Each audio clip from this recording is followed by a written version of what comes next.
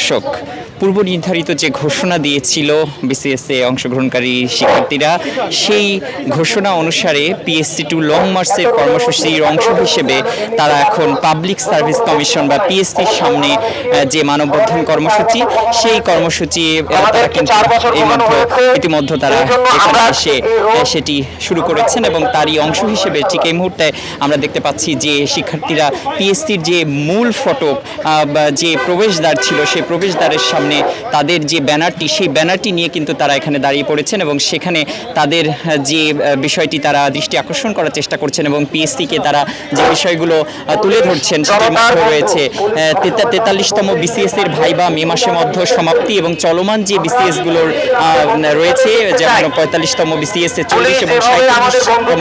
BCS এর সুস্পষ্ট রোডম্যাপের দাবিতে কিন্তু তারা আজকে এখানে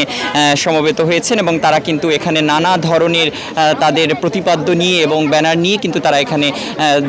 উপস্থিত হয়েছেন এবং তারা একটি কথা সুস্পষ্ট বলছেন যে এই যে বিসিএস এ যে জটিলতা তৈরি হয়েছে সেটি নিরসনে অবশ্যই পিএসসিকে পদক্ষেপ নিতে হবে এবং অতি দ্রুত এই একটি সুনির্দিষ্ট রোড ম্যাপের মাধ্যমে এই যে জটিলতা তৈরি হয়েছে সেটিকে নিরসনের জন্য কিন্তু তারা এখানে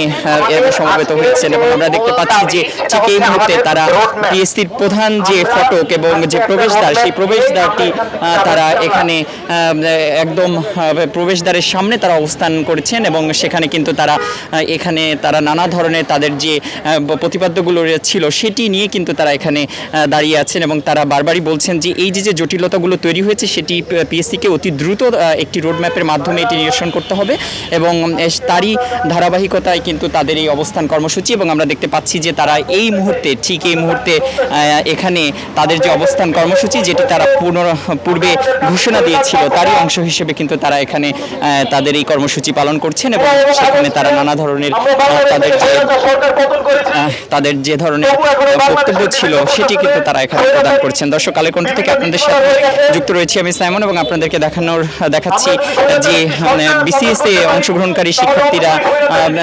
এই মুহূর্তে পিএসসির সামনে এসে তারা জড়ো হয়েছেন এবং তাদের যে ধরনের সমস্যা তারা সম্মুখীন হয়েছেন এবং সেই বিষয়টি তারা এখানে বারবারই তারা তুলে ধরছেন। দর্শক, কালের কণ্ঠের সাথে কালের কণ্ঠ যে কোনো ধরনের তথ্য পাওয়ার জন্য আপনারা কালের কণ্ঠের অফিসিয়াল পেজটি ভিজিট করতে পারেন এবং পাশাপাশি কালের কণ্ঠ যে কোনো ধরনের তথ্য পাওয়ার জন্য কালের কণ্ঠের ইউটিউব চ্যানেলটিও ভিজিট করতে পারেন। আপনাদের সকলকে ধন্যবাদ জানাচ্ছি।